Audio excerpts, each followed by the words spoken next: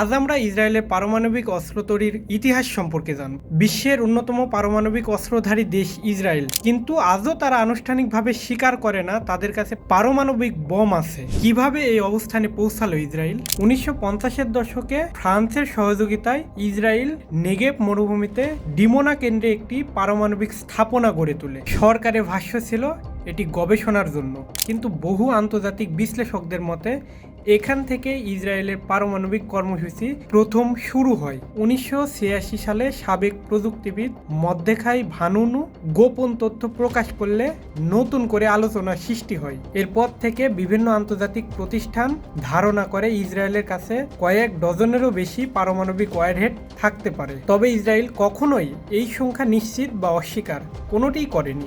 Israel আজও পারমাণবিক অস্পষ্টতা নীতি অনুসরণ করে, অর্থাৎ তারা কখনো পারমাণবিক অস্ত্রের কথা স্বীকারও করে না, আবার অস্বীকারও করে না। এই নীতি মধ্যপ্রাচ্যের নিরাপত্তা ও ভূ রাজনীতিতে গুরুত্বপূর্ণ প্রভাব ফেলছে।